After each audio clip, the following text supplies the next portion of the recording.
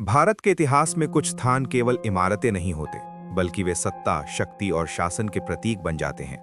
और red fort ऐसा ही एक स्थान है जिसने सदियों तक भारतीय उपमहाद्वीप की राजनीति और सत्ता के केंद्र के रूप में कार्य किया।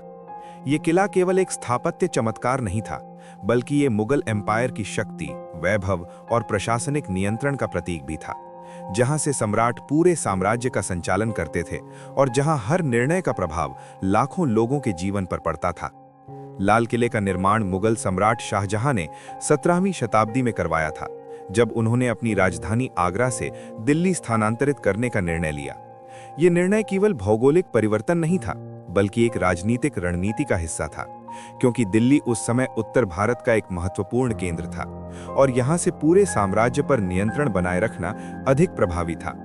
इस प्रकार लाल किला एक नई राजधानी के रूप में उभरा, जिसे शाहजहानाबाद कहा गया। लाल किले की संरचना और डिजाइन में मुगल स्थापत्य कला की उत्कृष्टता दिखाई देती है। इसकी विशाल दीवारें, भव्य दरवाजे और सुंदर महल केवल सौंदर्य के लिए नहीं थे, बल्कि ये सुरक्षा और सत्ता के प्रदर्शन का भी एक माध्यम थे।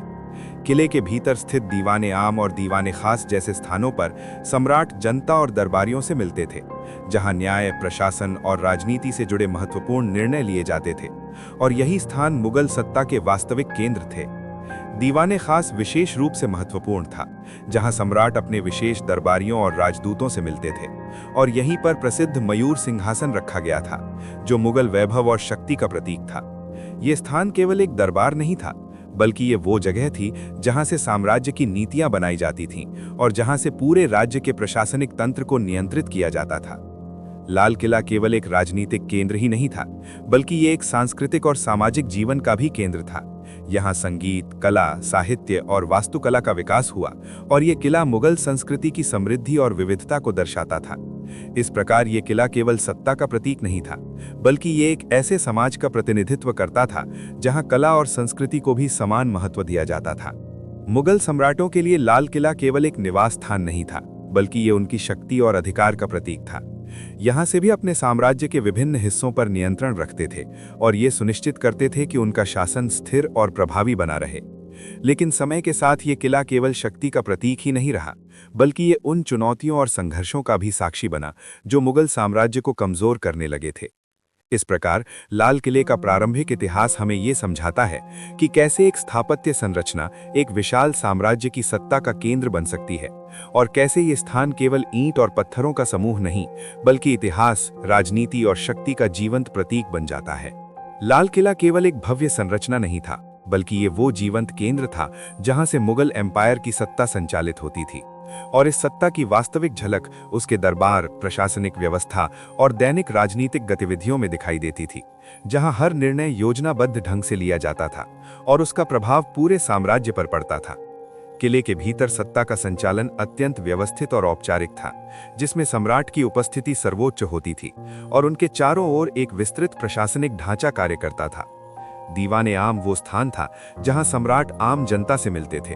यहाँ लोग अपनी समस्याएं और शिकायतें लेकर आते थे और सम्राट न्याय प्रदान करते थे।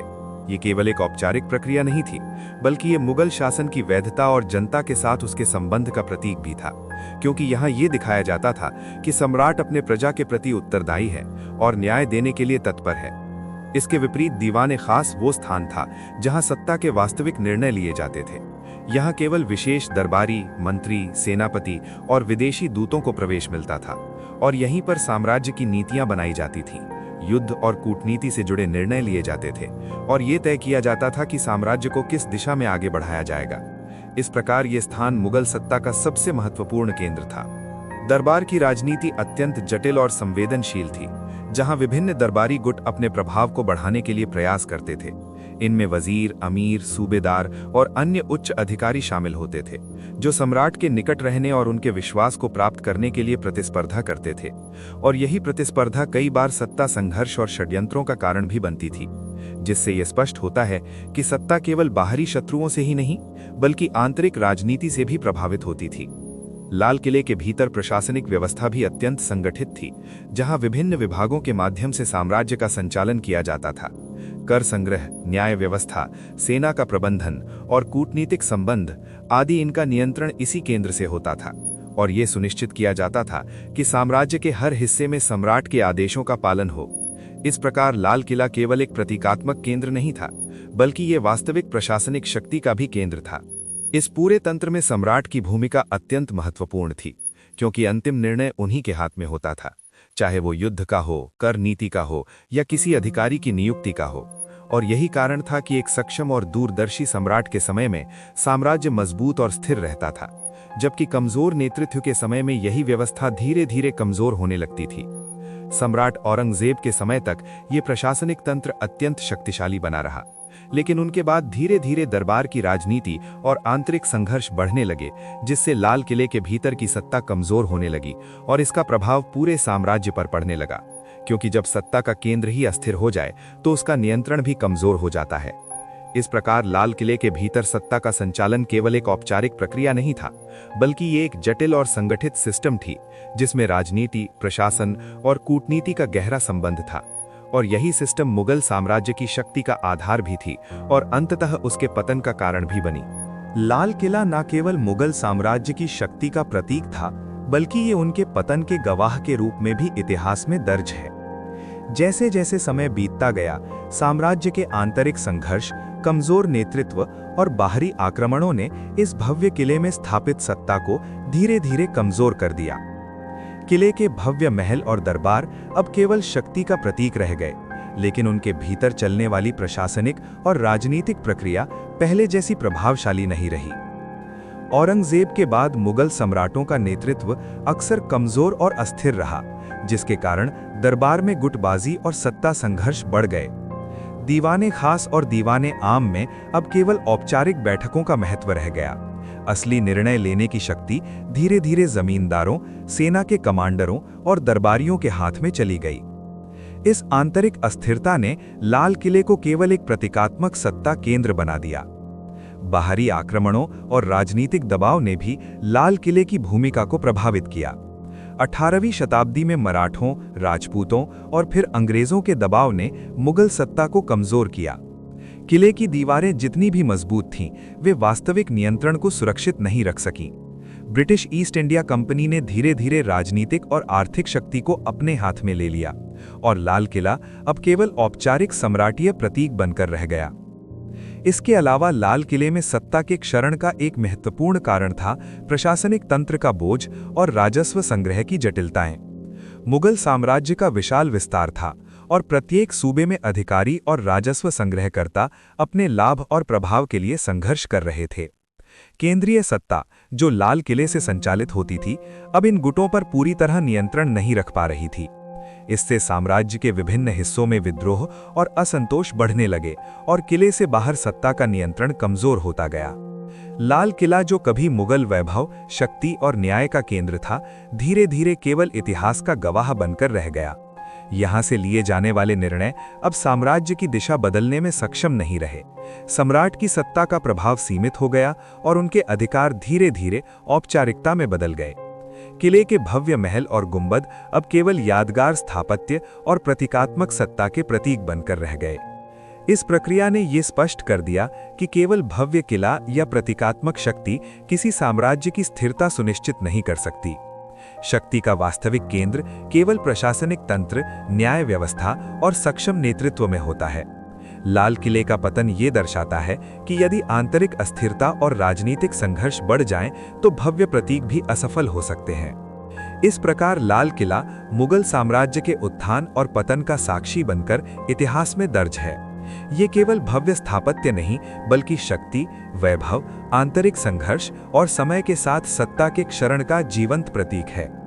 लाल किला केवल मुगल साम्राज्य के पतन का साक्षी ही नहीं बना, बल्कि ये स्वतंत्रता संग्राम और आधुनिक भारत में सत्ता का प्रतीक बनकर इतिहास में एक नया आयाम भी प्राप्त कर गया। 19वीं और 20वीं शताब्दी में जब ब्रिटिश एम्पायर में भारतीय उपमहाद्वीप पर शासन किया, तो लाल किले ने राजनीतिक केंद्र के रूप में अपनी भूमिका खो दी, लेकिन इसका सांस्कृतिक और प्रतीकात्मक महत्व बना रहा। ये प्रतीक बन गया उन संघर्षों का जो भारत की स्वतंत्रता और सत्ता के वास्तविक नियंत्रण के लिए किए गए थे। 1947 में भारत की स्वतंत्रता के समय लाल किला नई शक्ति का प्रतीक बना।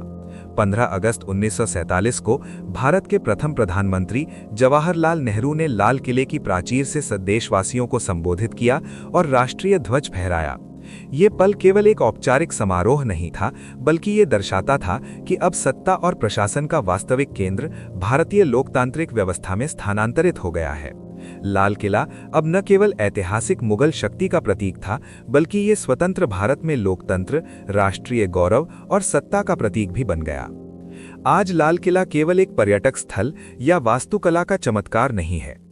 ये भारतीय इतिहास की जटिलताओं, सत्ता संघर्ष, साम्राज्य के उत्थान और पतन और स्वतंत्रता संग्राम की यादों का जीवंत प्रमाण है।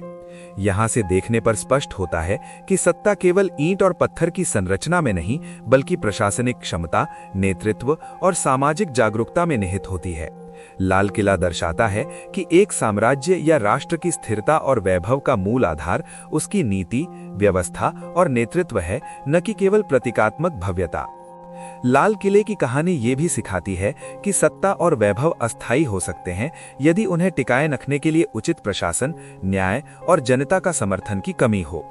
मुगल सम्राटों के समय लाल किला सत्ता और शक्ति का केंद्र था, लेकिन आंतरिक संघर्ष, कमजोर नेतृत्व और बाहरी दबावों के कारण उसकी शक्ति क्षीण हो गई। स्वतंत्रता के बाद यही किला नए स्वरूप में स्थिरता, लोकतंत्र और राष्ट्रीय पहचान का प्रतीक बन गया। अंततः लाल किला न केवल इतिहास का हिस्सा है, बल्कि ये याद दिलाता है कि सत्ता का असली मूल्य केवल भव्यता में नहीं, बल्कि न्याय, प्रशासनिक कुशलता और समाज के प्रति उत्तरदायित्व में निहित है। ये मुगल साम्राज्य के वैभव और पतन, ब्रिटिश उपनिवेश और आधुनिक लोकतांत्रिक भारत की सत्ता का प्रतीक बनकर आज भी भारतीय समाज में गर्व और चेतना का केंद्र बना हुआ है। इस प्रकार लाल किले की कहानी केवल ईंटों और महलों की नहीं, बल्कि सत्ता, नेतृत्व, न्याय और समाज की चेतना की कहानी है, जो हमें ये समझाती है कि शक्ति और वैभव केवल स्थायी नहीं होते। उन्हें बनाए रखने के लिए कुशल प्रशासन, जागरूक नेतृत्व और समाज का समर्थन अनिवार्य है।